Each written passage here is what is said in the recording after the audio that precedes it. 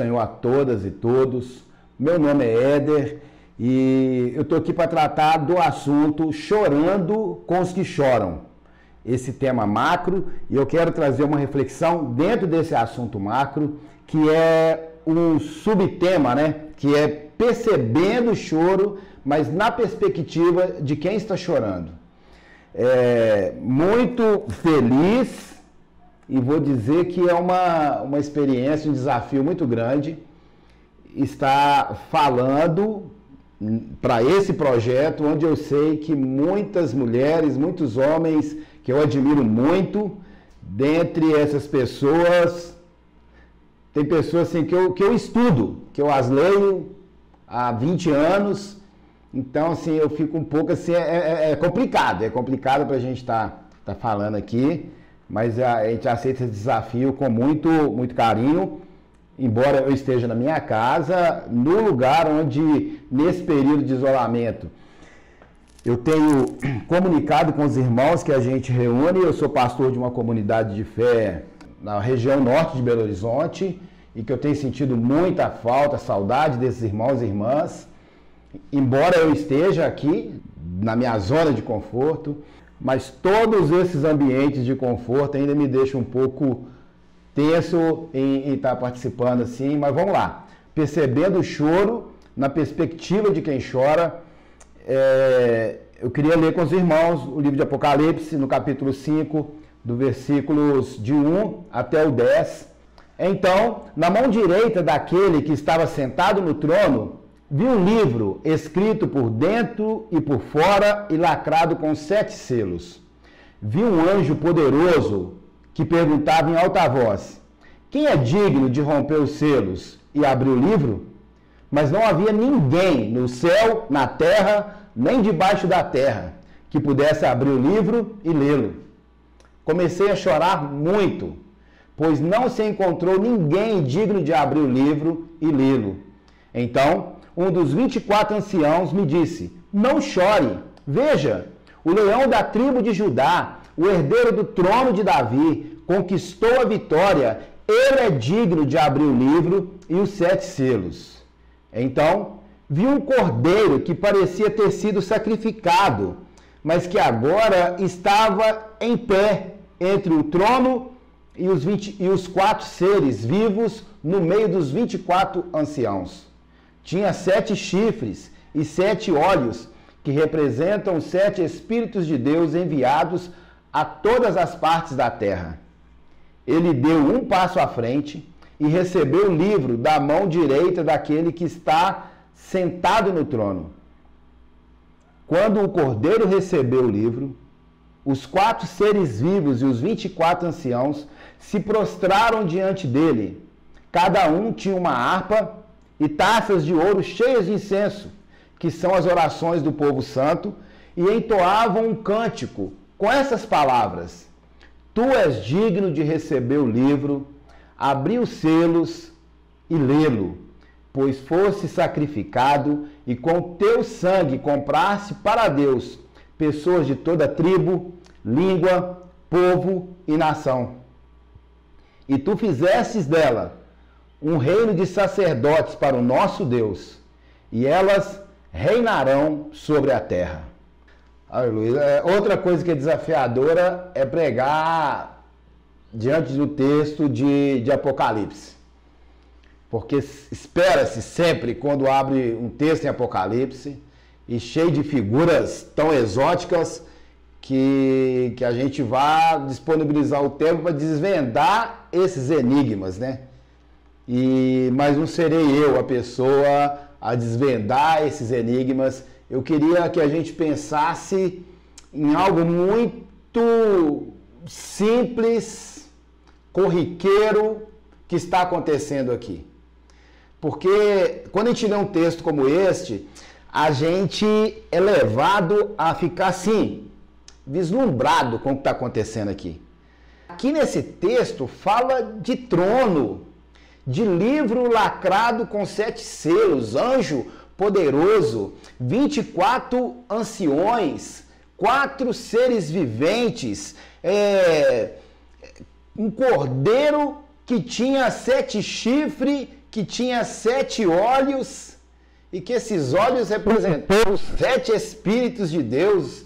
São coisas que nos chamam muito assim, atenção, né? É interessante que cada um esses seres e os anciãos, eles tinham uma harpa com taças de ouro, cheia de incenso, e aí aparece um cântico lindo de louvor, né? E esse vem o cordeiro e compra, como nós mineiros falamos, compra pessoa de tudo que é canto, de tudo que é língua, de tudo que é gente, e pega esse povo e os transforma num reino de sacerdotes, e eles reinarão sobre a terra.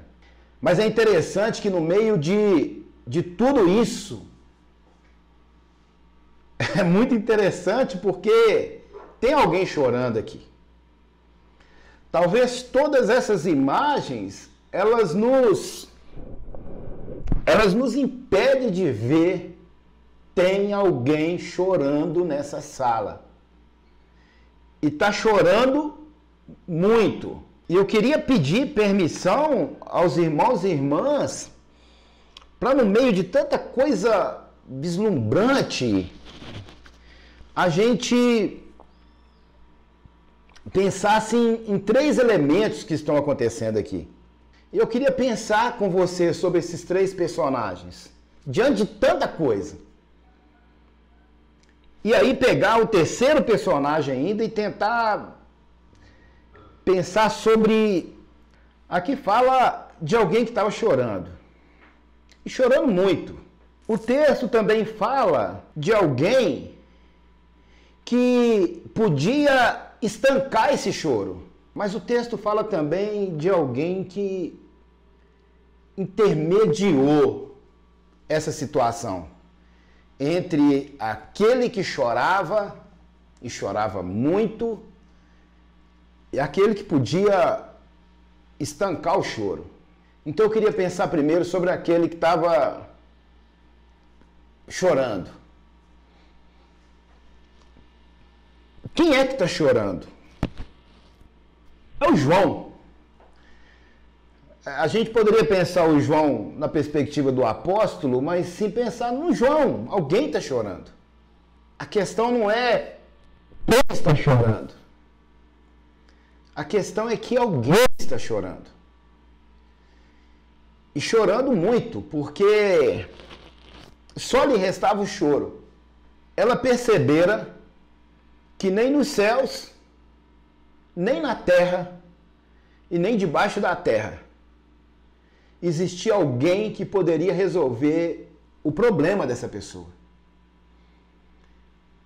Um problema muito grande. Ou melhor, não era um problema. Essa pessoa estava diante de uma impossibilidade.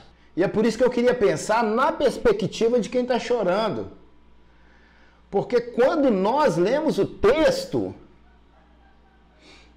assim, simplesmente lemos a peça, a gente vai ver que o que estava levando aquela pessoa a chorar é que não tinha alguém que abriu um livro.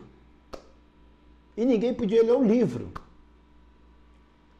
E aí eu posso pensar assim, gente, que coisa mais simples. Abrir um livro, ler um livro.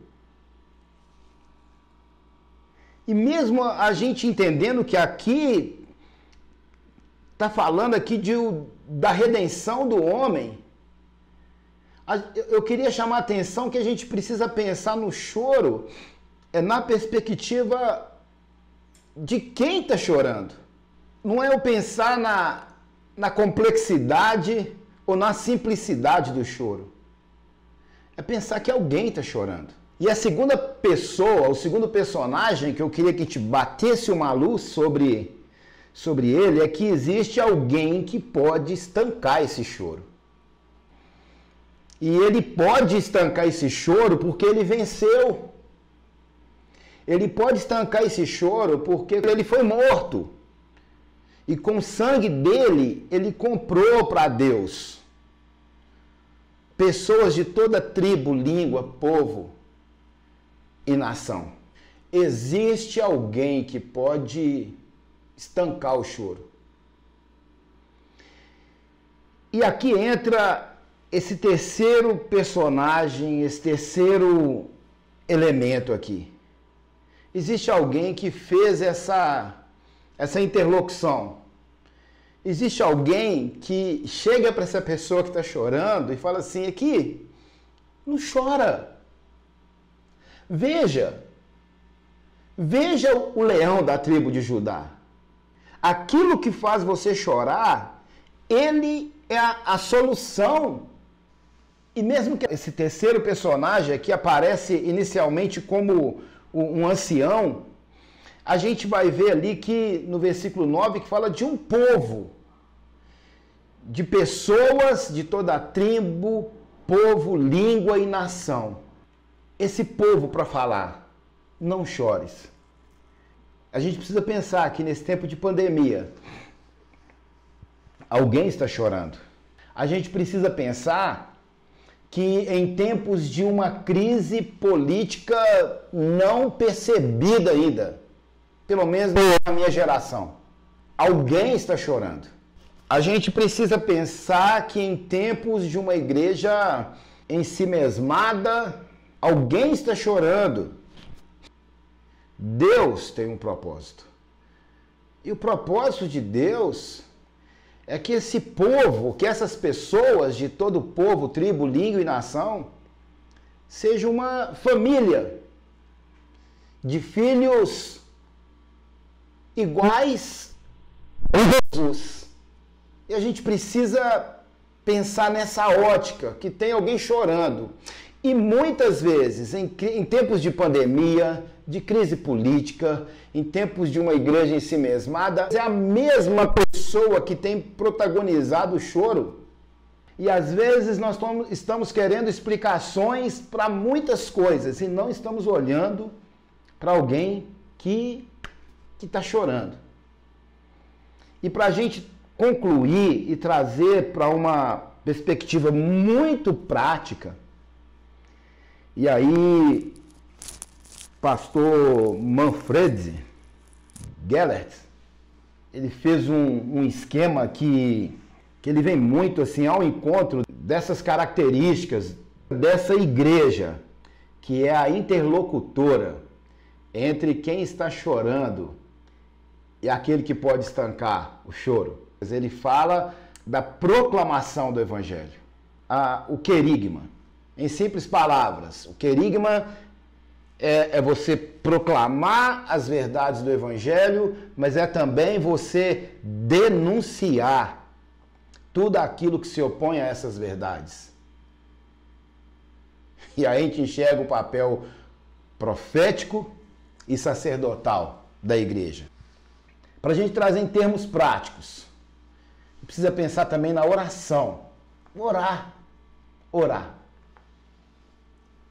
livro de 2 Timóteo fala que antes de tudo nós devemos apresentar a Deus com súplicas, oração, intercessão e ações de graça. A comunhão. E a gente precisa reinventar o aspecto da comunhão em tempos de isolamento social.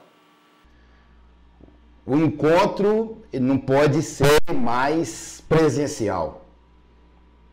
O abraço ele não pode ser mais contato.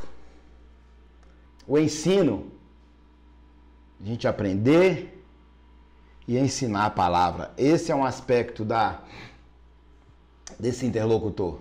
E tem também um aspecto do serviço. Eu falei da proclamação do evangelho, da oração, da comunhão, do ensino e do serviço.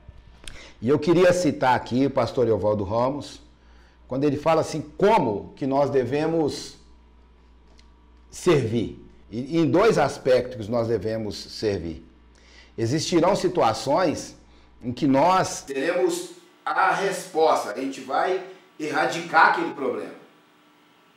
E ele fala, quando Jesus vira, fala assim, eu tive fome e me deste de comer.